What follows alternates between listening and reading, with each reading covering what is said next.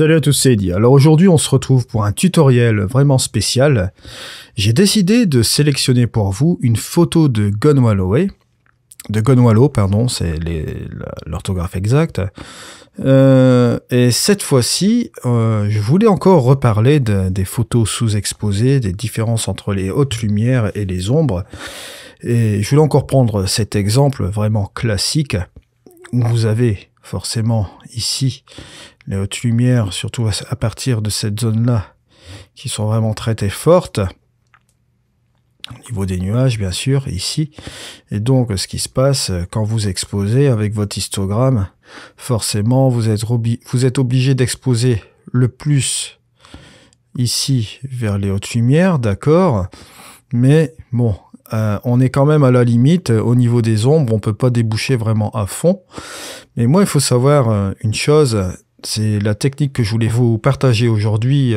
Lorsque vous prenez des photos où vous avez le soleil en plein pot comme ça, et que vous ne voulez pas utiliser de filtre aussi, hein, parce que bon, il y a aussi d'autres possibilités aussi de faire avec des filtres, c'est-à-dire des GND sur trépied, etc. Mais là, en l'occurrence, à main levée, vous avez toujours des possibilités, il y a toujours des solutions quand vous voulez récupérer une image, et quand vous shootez essentiellement en RAW, bien entendu. C'est lorsque vous allez sur votre appareil photo, c'est de mettre votre profil de caméra. Vous avez des profils de caméra qui sont sur votre caméra normalement. Là, je vais parler pour Nikon parce que je suis sur un D810, mais bon, vous allez retrouver facilement sur des Canon, sur d'autres formats aussi. Alors moi, sur mon profil de caméra D810, à l'arrière, je mets toujours le profil de caméra sur le profil caméra flat, voilà, plat. Bon, bien entendu, à l'arrière, vous savez que la représentation du profil plat, c'est une représentation, bien sûr, en JPEG, hein, c'est pas du RAW. Mais quand vous arrivez directement dans Lightroom, au niveau du RAW, lorsque vous récupérez le profil de votre caméra ici en flat, vous allez voir que par rapport à votre appareil photo, vous allez vous y retrouver. Et là, forcément, au niveau de l'histogramme, quand vous faites la lecture de votre profil sur votre caméra, vous retrouverez à peu près, à peu de choses près, le même histogramme avec le profil de votre caméra plat sur Lightroom. Voilà. Ou autre logiciel, hein. Je parle de Lightroom ici, mais c'est valable aussi pour Luminar 4. Hein. Voilà. Vous voyez ici que vous avez déjà récupéré votre histogramme. Sans compter, bien entendu, bon, on fait la suppression de l'aberration chromatique, mais quand vous activez votre profil de correction, ici, hop, vous allez encore récupérer au niveau de votre histogramme encore un petit peu plus de luminosité. Pourquoi?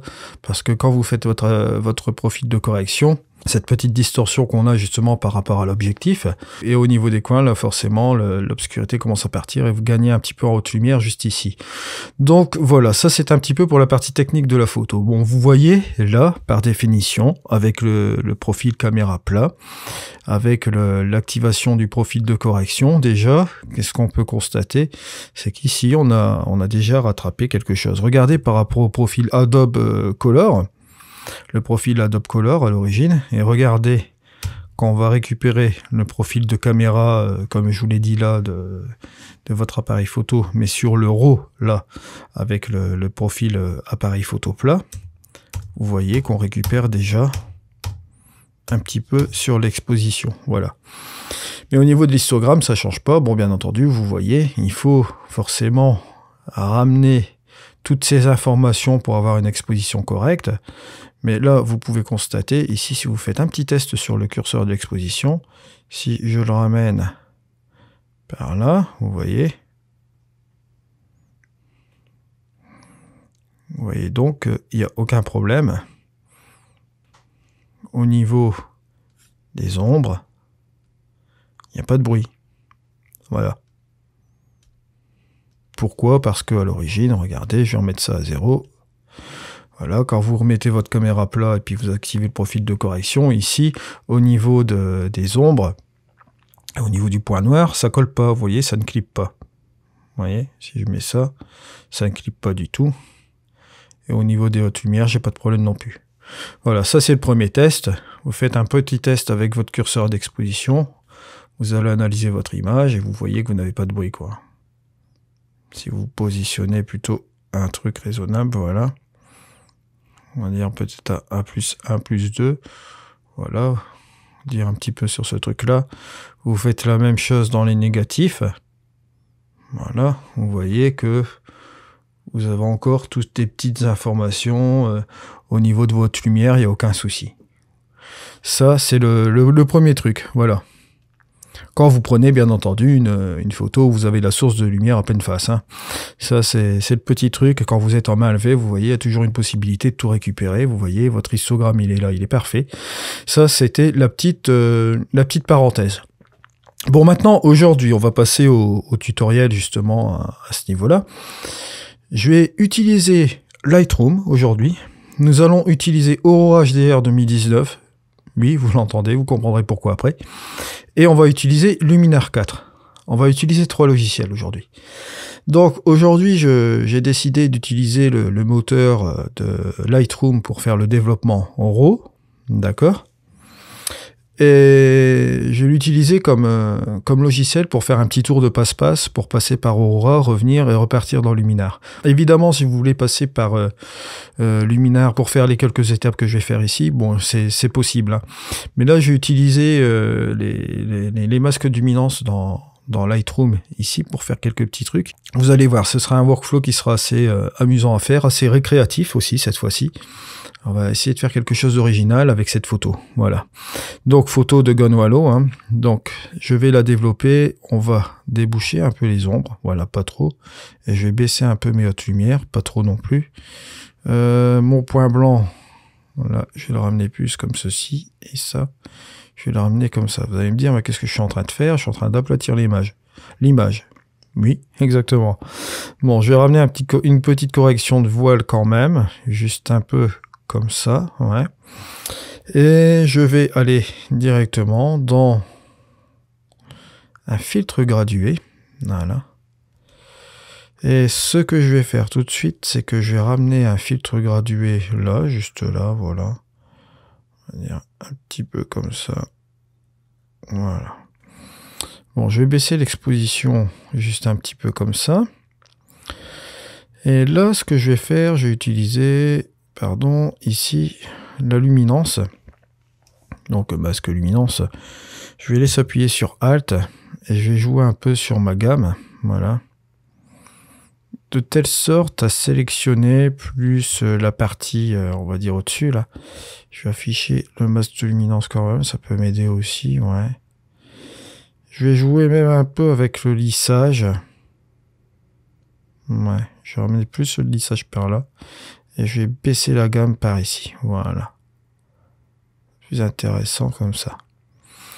Voilà, une fois que j'ai effectué ce masque, bon, je vais enlever l'affichage ici en rouge et je vais regarder un petit peu ce que je peux faire dessus. Bon, allez, je vais un petit peu enlever de texture comme ça, voilà. Et je vais regarder au niveau de la clarté si je vais pouvoir faire quelque chose là-dessus, ouais. Voilà. Clarté en positif et de la texture négative. Voilà, ça c'est pas trop mal. Et la haute lumière, je crois que j'ai encore baissé un petit peu comme ça, ouais. Voilà, j'ai profité de faire toutes mes petites rectifications sur le RAW ici. Ça sera pas trop mal comme ça. Et je vais ramener, on va dire, une exposition, ouais, comme ça, pas trop mal. C'est pas mal. Quant à la structure, je vais pas vraiment y toucher. Vous allez comprendre pourquoi après. Bon, voilà, par rapport au départ, bon, on a ceci. Et là, on se retrouve avec ça. Je vais pas complètement la développer. Je vais peut-être rajouter un petit peu d'exposition, ouais. Mais pas trop. Voilà, peut-être 0,15. Ouais, 0,30. Voilà, 0,30. Voilà, juste un petit peu comme ça. Ensuite, bien sûr, ce que je vais faire, j'ai oublié de faire ceci, je vais le faire tout de suite maintenant, c'est aller chercher un petit point gris, plus ou moins gris, voilà. On va dire, on va prendre ce truc-là comme ça. Et on va sélectionner cette colorimétrie. Voilà. Point, on arrête là. Maintenant, Point, on arrête là. Bon, maintenant, ce que je vais faire avec cette photo-là, eh ben, on va l'envoyer directement, je vous le donne en 1000. Ça va être tout seul. Je vais faire un clic droit. Et là, je vais faire une exportation. Je vais l'exporter où? Dans Aurora HDR 2019. Et je vais éditer cette copie avec les ajustements Lightroom comme nous l'avons fait là. J'appuie. Et on se retrouve dans Aurora HDR 2019. Voilà. Et là, ici, ce que nous allons faire, nous allons créer un HDR à partir de cette exposition. Donc, voilà, à partir de ce TIFF-là, on va faire un HDR. Vous allez me dire, mais pourquoi faire un HDR à partir de cette image-là? Ben, tout simplement pour aller récupérer tous les détails avec le moteur Quantum de chez Skyloom. Vous allez voir tout de suite. Et voilà. Donc vous voyez, à partir de l'image que j'ai ramenée ici de chez Lightroom, bon, qui était, c'était vraiment volontaire aussi quand même de la ramener quand même un petit peu plus ou moins palette. On a développé quand même plus ou moins sur l'exposition, voilà. Mais regardez ce qu'on a obtenu avec Aurora HDR 2019 à partir d'une exposition. Hop, voilà. Vous voyez, ça a déjà tout de suite un petit peu plus contrasté. Ça a rajouté un peu plus de relief au niveau de l'image. Vous voyez le développement, c'est quand même assez incroyable. Hein. Il a fait vraiment du super boulot. Et si on regarde quand même par rapport à cet original-là, par rapport au original, enfin la représentation TIFF ici, mais bon, ce qu'on a fait sur Lightroom, regardez, la différence est là, certes. On a des zones qui ont été bien travaillées à ce niveau-là. Mais on ne peut pas dire que c'est surdéveloppé. C'est juste ce qu'il faut. Vous voyez? Voilà. Ensuite, ce que je peux faire peut-être, c'est jouer avec le curseur de Smartphone. Hein. Ça, c'est pour jouer un petit peu sur la partie... voilà, juste un petit peu comme ça. On va regarder. C'est l'exposition qui est pas trop mal là. Mais si vous voulez un petit peu... ramener un peu plus ces tonalités vers plus éclairci un peu comme ça peut se faire aussi, vous voyez. C'est pas trop mal. Je pense que c'est bien comme ça. Et là, on en a fini, vous voyez. C'est juste pour faire ça. Utiliser le moteur Quantum de Aurora HDR, et vous voyez, bon... ça nous a fait économiser quand même du temps. Sur une exposition, ça c'est un petit truc que je vous montre parce que je l'avais déjà exploité sur une de mes images. J'avais développé un petit peu sur Lightroom et j'avais utilisé Aurora HDR pour faire ressortir tous les détails avec le moteur Quantum que vous avez dans ce logiciel-là. Alors après, vous cliquez sur Appliquer, voilà, juste un peu comme ça. Et là, on va ramener cette image-là dans Luminar 4. Donc voilà, ici on se retrouve dans Lightroom. Alors ce qu'on va faire tout de suite, on va directement ici, on fait un clic droit. Et là, on va faire encore une exportation. Ou bien vous pouvez passer par fichier, module externe ici, extra. Et vous faites transférer dans Luminar 4. Voilà. Et donc ici, comme on est dans Luminar 4... ce qu'on va faire tout de suite, on va pas s'embêter, on va aller directement dans la structure, et vous allez voir, je vais ramener la structure vraiment, vous pouvez le ramener là, mais bon, là, soyons prudents quand même.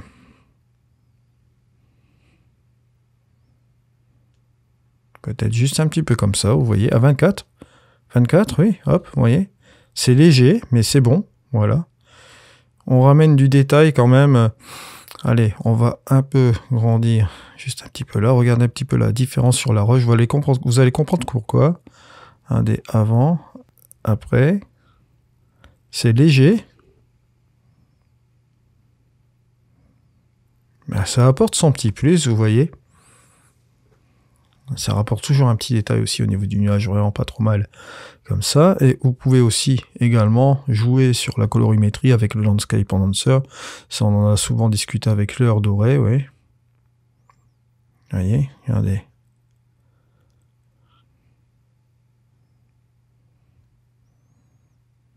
Ça vous rajoute une petite colorimétrie vraiment particulière. Voilà. C'est vraiment pas trop mal. Et là, ce qu'on peut faire aussi, pourquoi pas, c'est aller regarder dans l'accent. Regardez ce qu'il nous fait au niveau de l'accent.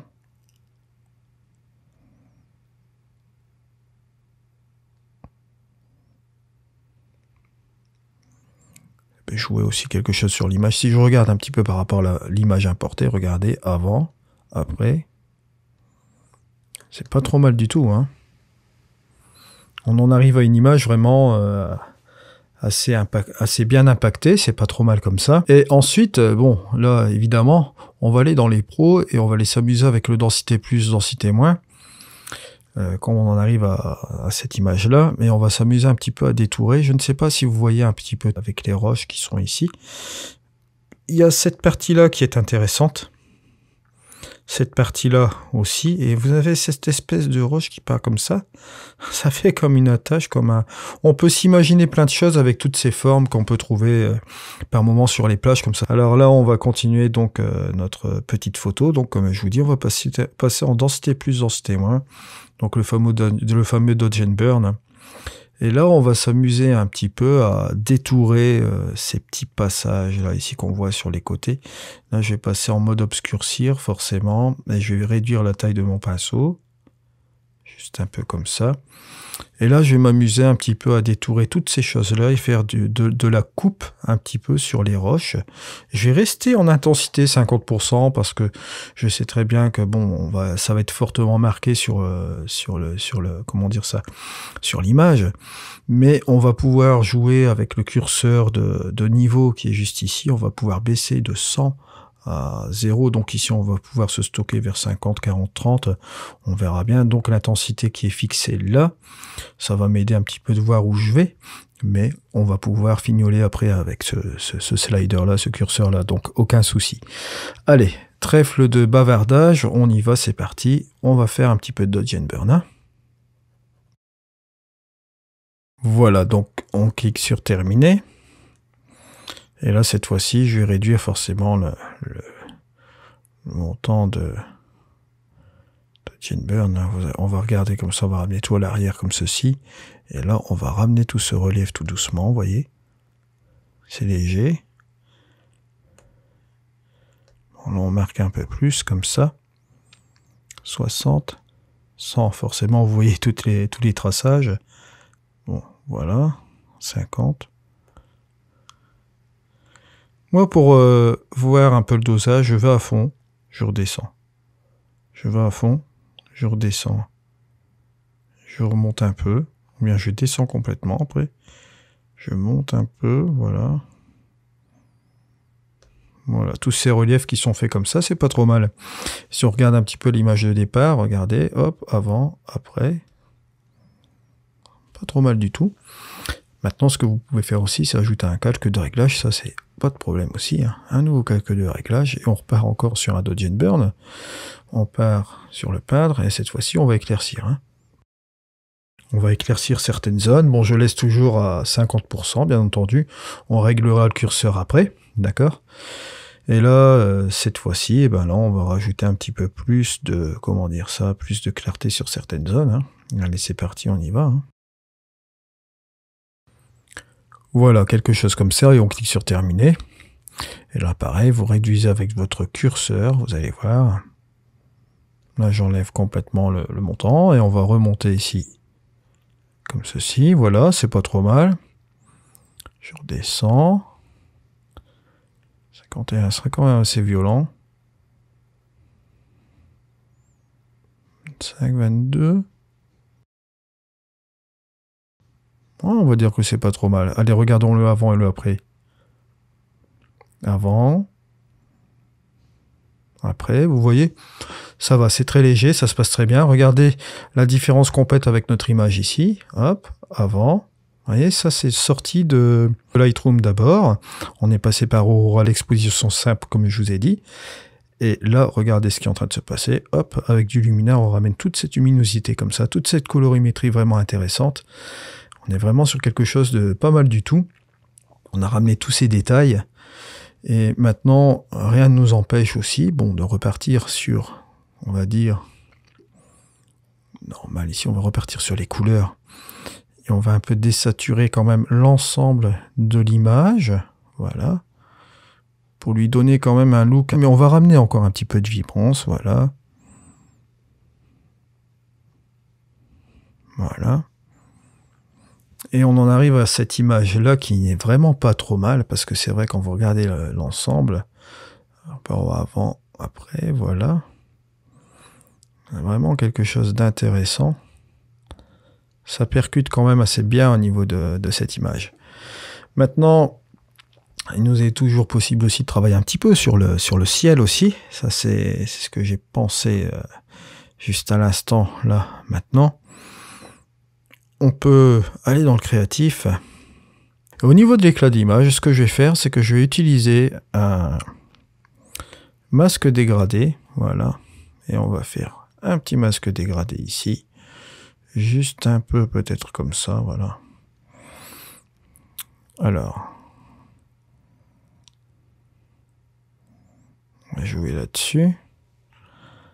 Bien entendu, ce que je vais faire, c'est que là, maintenant, je vais aller sélectionner mon petit pinceau. Je regarde un petit peu ce qui se passe là. On va aller là. Et on va jouer sur la progressivité. Et sur la densité. Densité. On va affecter légèrement ici. Je vais repeindre un petit peu cette partie-là, voilà. Juste un petit peu comme ça. Juste à l'extrémité, voilà. Là. Voilà. Comme ça, on sera vraiment affecté sur cette partie-là du ciel. Mais là, ce sera affecté vraiment légèrement. Donc, à peine visible. Si vous regardez bien ici, c'est vraiment impeccable. Donc, on a fait notre travail sur l'éclat au niveau de notre nuage. Vous voyez, une petite technique aussi assez sympa pour jouer aussi avec vos deux curseurs que vous avez eu là. Ça marche très bien. Après, vous pouvez très bien appliquer un masque de luminosité, puis inverser, etc. Mais là, dans ce cas-ci, vous voyez, c'est très rapide et ça va vite. Ici, on peut estimer qu'on a quasiment terminé. On peut faire aussi une petite chose, c'est qu'on peut aller voir dans cette fameuse vignette et aller chercher un centre, un sujet. Je dirais que cette partie-là est assez grave, ou cette partie-là, je pense que je vais regarder quelque chose avec le, comment dirais-je, avec le cadrage, le crop, on va dire, voilà. Je pense que je vais insister plus, ouais, sur cette partie-là.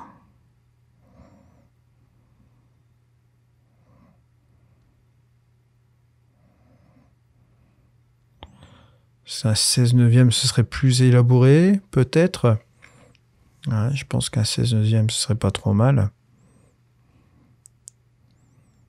Je perds quand même pas mal de ciel, hein.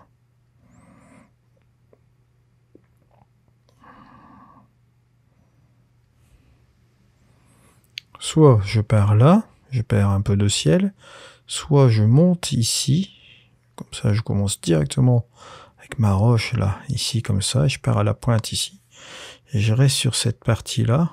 Ouais. Ça peut être bien aussi. Je vais regarder cela, terminé. Ma foi, c'est pas trop mal non plus comme ça. Donc je pense que ça peut être mieux interprété comme ceci. En plus, c'est plus dans la logique des choses avec... Oui, je vais faire cela. Je vais sélectionner un sujet, donc cette partie-là, et je vais aller descendre ma vignette. Voilà. Avec une taille... Forcément, on va ramener ceci là. Mais bien entendu, vous vous doutez bien, on va aller dans les paramètres avancés et on va mettre une belle progressivité. Couvrir comme ceci. L'arrondi, on va le mettre juste là. Voilà. Et je vais tout bonnement revenir sur la quantité de vignettes, juste un peu là comme ça, pour pas trop exagérer. Et je vais regarder un peu la différence entre le avant et le après. C'est léger. Je vais encore monter un peu la vignette, descendre la lumière, voilà. Juste un peu comme ça, je trouve ça pas mal. Et je vais rajouter peut-être une petite lumière interne, juste là. légère comme ça. Ce que je vais faire, c'est peut-être descendre un peu cette vignette, voilà. Plus par là. Je vois ce qui est mieux. Si je regarde un petit peu la différence entre le avant et le après, c'est vrai qu'il y a un sacré changement.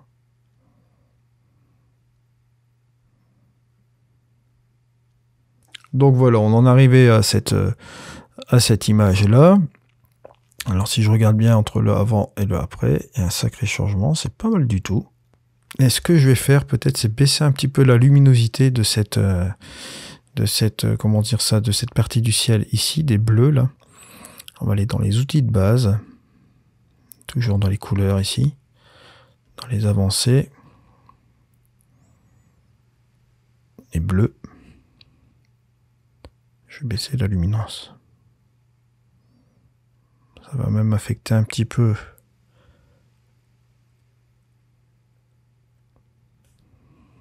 mes roches qui sont là. Puis regarde, ouais. Pas trop mal comme ça. Peut-être monter un peu ma saturation. Voilà. C'est pas trop mal. Ce que je vais faire encore en plus, parce que bon, la vignette a marché là, mais je vais repartir encore dans mes pros. Ça, je ferai ça peut-être après dans Lightroom. Je vais refaire encore quelques petits trucs là. Là, on va dire que par rapport à l'image de départ qui était ici comme celle-ci, on en est arrivé à celle-là, ce qui est vraiment pas trop mal. Et on va finaliser un petit peu tout cela dans Lightroom. Vous allez voir, c'est parti. Hop, j'appuie sur appliquer. Voilà qui est fait. Donc, on arrive un petit peu à cette image assez sympatoche quand même. Là, ce que je vais faire tout de suite, c'est ce que je vous ai dit tout à l'heure. Je vais ajuster quand même la finalité de cette image. Et là, ce que je vais peut-être encore faire ici, c'est baisser l'expo du dessus, peut-être. Ouais. Ou juste un peu comme ça, ouais, c'est pas trop mal. Voilà. Je vais regarder par rapport à la luminance. Un petit peu chasser ça pour que l'expo s'applique ici, mais pas trop non plus. Voilà. Juste un peu comme ça. Voilà, je trouve ça pas trop mal.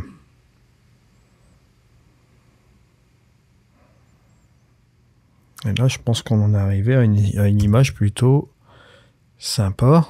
Si on regarde un petit peu l'entièreté de l'image, ouais, c'est pas trop mal du tout. Donc voilà. Une petite image sympa. Là, j'ai peut-être quelque chose qu'il faudrait que je baisse un petit peu aussi au niveau de ce plan-là. Peut-être que refermer aussi avec un autre filtre gradué à ce niveau-là, peut-être juste pour cette partie-là. Ou bien je passerai peut-être au pinceau, mais je pense qu'un petit filtre gradué comme ça, ouais, c'est un petit peu titilleux, mais bon. Voilà, vous voyez, c'est juste léger. Hein, voilà. C'est juste pour baisser un petit peu tout ce sable ici, un peu comme ça. Je regardais, il ne faut pas que ce soit trop baissé non plus. Voilà. Donc là, juste comme ça, ouais, 0,57, ça paraît peut-être bien, comme ça, ouais. J'appuie sur F pour avoir le full screen. Ouais, c'est pas trop mal du tout. Donc voilà, on en arrive à un résultat vraiment pas trop mal.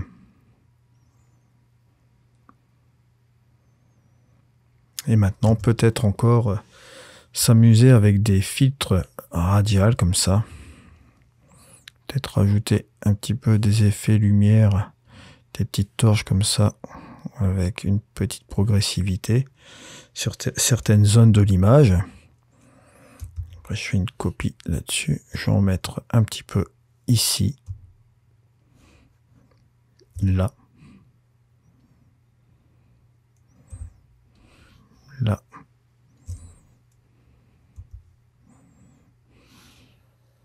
là, et ici. peut-être encore une ici. Voilà, juste un peu comme ça. On peut même régler un peu cela, hein.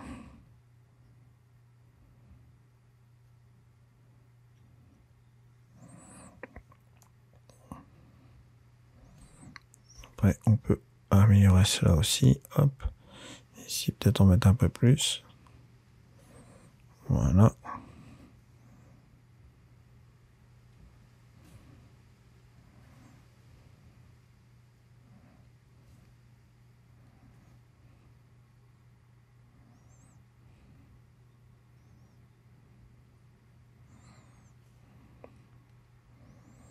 Voyons ce que ça donne aussi par rapport à avant et après au niveau des cercles, voilà. Hop, 1, 2, vous voyez.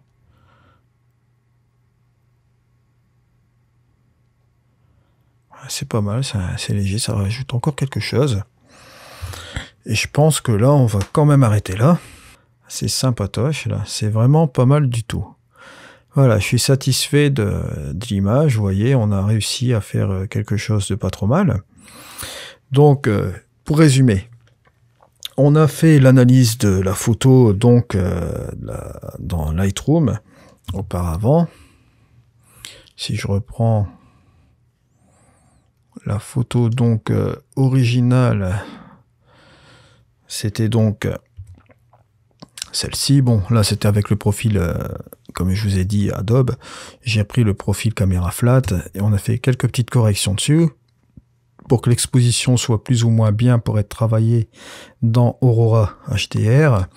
Un petit peu sous-exposé, je vous l'admets, mais pour avoir une lumière quand même plus ou moins douce, parce que là on est arrivé quand même au niveau de la Golden Hour. Après, on a travaillé dans Aurora HDR. J'ai simplement utilisé le moteur Quantum de Aurora HDR 2019. Ensuite, j'ai même joué un petit peu sur le Smartphone. Voilà. On a été dans Luminar 4. Luminar 4, voilà. On a joué un petit peu avec le détail. On a joué un petit peu avec du Dodge and Burn. On a joué avec l'image Radiance. On a joué avec une vignette principale. Ensuite, je suis revenu dans Lightroom où j'ai mis 2 filtres gradués avec la luminance, où j'ai joué avec la luminance sur celui du dessus. J'ai joué avec quelques filtres radiales avec la lumière interne pour ajouter encore quelques petites lumières comme ça, regardez, hop. Donc, une Luminar 4 est là, ici. On a rajouté quelques petites zones de lumière un peu ici comme ça. Et en finalité, on en arrive à cette image-là. Voilà. Donc une image qui est quand même assez plaisante à regarder. Donc vous avez vu un petit peu ce qu'on peut faire avec un développement plus ou moins élaboré avec Lightroom en développement RAW, quoi. Hein. Bon, le format TIFF est un format intéressant pour traiter les photos.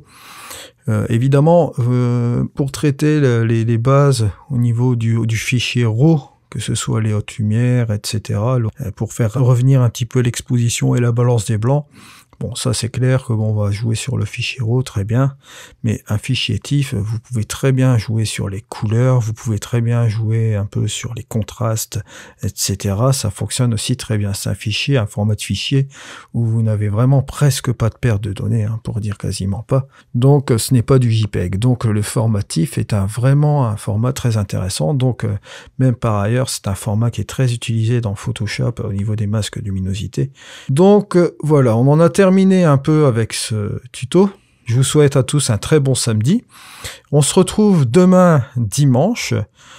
Demain dimanche, est-ce que je fais un tuto ou pas? Je ne pense pas faire un tuto, mais je pense plutôt faire l'évolution de la chaîne volume 4 où je vais vous annoncer pas mal de petites choses. Je vais vous expliquer les grands axes de la chaîne.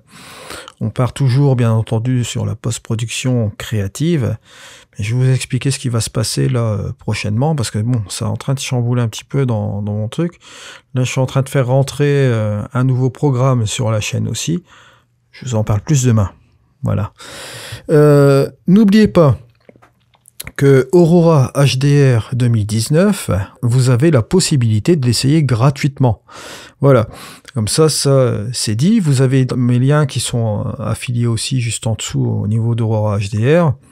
Vous cliquez dessus Vous arrivez à la version de téléchargement qui est gratuite, une version d'essai gratuite, sans carte de crédit, sans rien du tout. Et une fois que vous l'avez installé sur l'ordinateur, vous pouvez le tester. Aurora HDR, bien sûr, c'est pour bracketter plusieurs expositions. Bon, là, à l'origine, je l'ai utilisé pour faire ressortir des détails sur une photo, sur une exposition. Donc si vous voulez faire le test comme j'ai fait aujourd'hui avec Aurora HDR, justement pour faire ressortir les détails, regardez un petit peu ce que ça donne, téléchargez-le, il est gratuit, les domaines affiliés. Là, ça vous permettra de le tester gratuitement. Donc là, c'est vraiment quelque chose de bien. Et je vais faire peut-être sans doute aussi la semaine prochaine un tuto Aurora HDR, parce que bon, j'avais fait un bracketing sur une des photos, je trouvais pas mal du tout, et là, ce sera l'occasion d'utiliser Aurora HDR 2019 pour la traiter. On va s'amuser ensemble sur un workflow aussi, et je vous montrerai un petit peu comment j'utilise cela. Voilà, je vous remercie encore en tout cas pour les pouces en l'air, pour les commentaires, pour votre support sur la chaîne. Ça me motive à vous faire encore plein de tutos. Je vous remercie également de passer par mes liens affiliés pour l'achat du Luminar 4 ou autres logiciels. Cela me permet bien sûr d'avoir une petite commission, cela ne change rien à votre prix.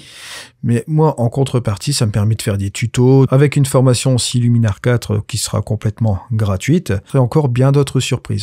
Allez, c'était Eddy sur Lightroom, Aurora HDR et Luminar 4. Ça fait long tout ça. Allez, au revoir.